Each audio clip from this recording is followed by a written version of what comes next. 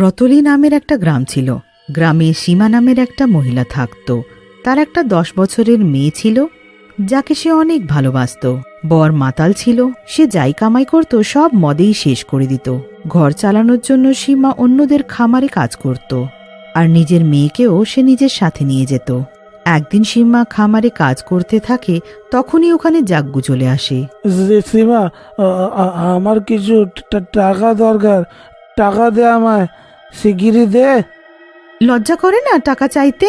তুমি যা কামাই করো সব এই মদে শেষ করে দাও, এক পয়সাও দাও না। আমি যদি তোমাকে পয়সা দিয়ে দিই তো আমার মেয়েকে কি করে খাওয়াবো, তার পেট কি করে ভরবো? যাও এখান থেকে, আমার কাছে কোনো টাকা নেই। আমি সব জানি তুমি কিসের জন্য টাকা চাইছো, শুধু মদের জন্য। দেখ সীমা, আমাকে তুই রাগাস না, আমাকে শিগগিরই তুই টাকাটা দিয়ে দে, মদ কিনে খাবো। মদ না পেলে সারা মরে যাব। আমার মাথা খারাপ করো না, যাও এখান থেকে। ঘরে তোমার জন্য আমি খাবার রেখে এসেছি, গিয়ে খেয়ে না ওটা।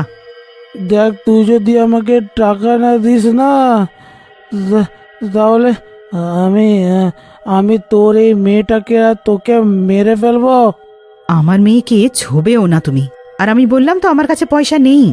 সবাই দেখছে, এখানে তামাশা করো না, যাও এখান থেকে। জাগ্গু অনেক নেশায় থাকে। তখনই তার নজর মুনমুনের চুলের উপর যায়। মুনমুন আর সীমার চুল অনেক লম্বা আর কালো ছিল। দুজনের চুল সারাটা গ্রামের সবার চেয়ে লম্বা ছিল।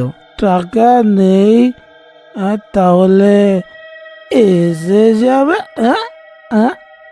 আমি তোর এই মেয়ের চুলটা কেটে বিক্রি করব, আর যা টাকা পাবো তা দিয়ে মদ কিনে খাবো। জাগ্গু তখনই মুনমুনের চুল ধরে নেয়। বাবা ছাড়ো, ছাড়ো আমার চুল, অনেক কষ্ট হচ্ছে আমার। মা, আমাকে বাঁচাও। সীমা তাকে বাঁচানোর জন্য দৌড়ে তার কাছে যায়। ছাড়ো আমার মেয়ের চুল, আমি তোমাকে ওটা কাটতে দেব না, ছাড়ো। মা, মা, আমি আমার চুল কাটবো না, আমার নিজের চুল অনেক পছন্দ। বাবাকে বলো আমার চুল যেন না কাটে। চেঁচামেচি শুনে ওখানে সবাই একত্রিত হয়ে যায়। আপনারা আপনারা সবাই দাঁড়িয়ে কি দেখছেন? আমার মেয়েকে বাঁচাচ্ছেন না কেন?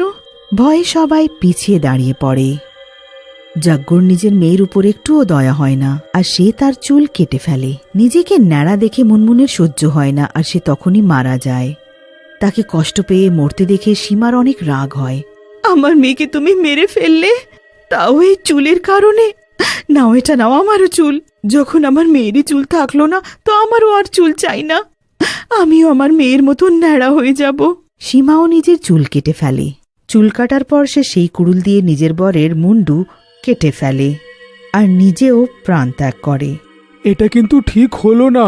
আমাদের সবাইকে মিলে সীমা বৌদির সাহায্য করা উচিত ছিল, কিন্তু এখন আর কি করতে পারি? এরা তো মরেই গেছে। এখন তো শুধু আমরা এদেরকে পুঁতেই দিতে পারি। চলো ভাইয়েরা, এদের দুজনকে এখানে মাটিতেই পুঁতে দেওয়া হোক। গ্রামবাসীরা মিলে 3 জনকে সেই খামারেই পুঁতে চলে যায়। ওদের যাবার পর ওখানে 2টো ডাইনি চলে আসে। ডাইনিগুলো অন্য কেউ নয়, সীমা আর তার মেয়ে মুনমুন। দুজনেই ন্যাড়া থাকে। আমরা তখনই মুক্তি পাবো যখন আমরা আমাদের প্রতিশোধ নেব গ্রামবাসীদের থেকে। কাউকে ছাড়বো না। ঠিক বললাম না মা? হ্যাঁ মা, একদম ঠিক বললে। একসাথে মিলে প্রতিশোধ নেব। মুনমুন ডাইনি একটা নাপিতের দোকান থেকে রেজার চুরি করে আনে, আর ওটা নিজের মাকে দিয়ে দেয়। মা রেজার দেখে সব বুঝে নেয়। তখনই কিছু দূরে একটা গ্রামের মহিলাকে তারা মাথায় কাঠ তুলে গ্রামের দিকে যেতে দেখে। দুজনে গিয়ে তাকে ধরে ফেলে। এই দুপুরে চাঁদ কি করে উঠে এলো? তাও 1 নয় 2। আমাদেরকে ন্যাড়া দেখে তোর অনেক হাসি পাচ্ছে। তুই দেখতে পাচ্ছিস না যে আমরা কে? আমরা ডাইনি আছি। এবার আমরা দুজনে মিলে তোরও এই একই অবস্থা করব। হ্যাঁ মা, আমাদের চুল নেই তো আমরা অন্য কারোর মাথায়ও চুল থাকতে দেব না। চলো একেও নিজের মতো ন্যাড়া করে দিই। ডাইনি? আরে হ্যাঁ, তোমরা দুজনে তো দেখতে ডাইনি। হে ভগবান, আমি কি করে ফেললাম? আমাকে ক্ষমা করে দাও, আমার এত সুন্দর চুল কেটো না। দুজনে তার কোনো কথা শোনে না।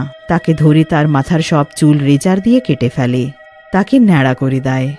যখন রূপালী গ্রামে পৌঁছয় তো সবাই তাকে দেখে হাসতে লাগে। চুল থাকা মহিলা তো অনেক দেখেছি, কিন্তু প্রথমবার এরকম ন্যাড়ামুখী কোনোদিনও দেখিনি গো।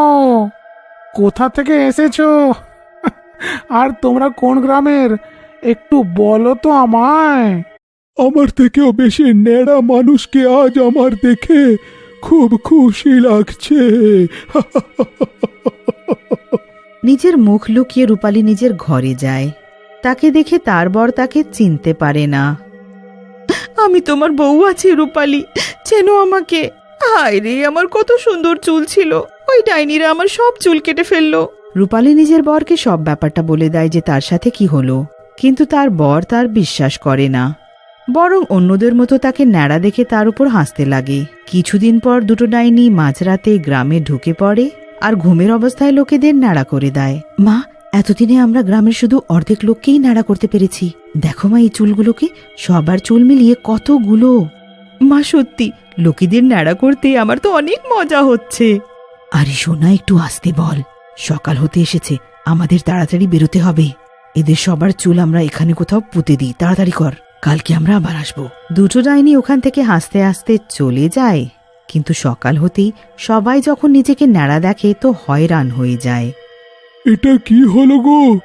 কে আমাকে এরকম ন্যাড়া করে চলে গেল রে? হ্যাঁ, আমি তো রাত্রির বেলায় শুয়েছিলাম, কে যে এসে চুলটা কেটে দিয়ে চলে গেল? আরে দাদা, গ্রামের ছেলেরা তো ঠিক আছে, কিন্তু এখন গ্রামের বউরাও তো ন্যাড়াই লাগছে গো। হ্যাঁ, এদেরকে দেখে খুবই বাজে লাগছে। আমি তো আগেই ন্যাড়া ছিলাম, এখন আরো হলাম। আমি জানি এইসব কে করেছে, এইসব ওই দুটো ডাইনি করেছে। দেখো, ওরা আমাকেও ন্যাড়া করে দিল। আমরা তোকে আবার বিশ্বাস করব কেন? খেপে গিয়ে তুই সবার চুল কেটে দিসনি তো, আমি আবার কেন কাটবো তোমাদের চুল? করো না বিশ্বাস, আমার কিছু যায় আসে না। সবাই নানান ব্যাপারের গল্প করে নিজের নিজের ঘরে চলে যায়।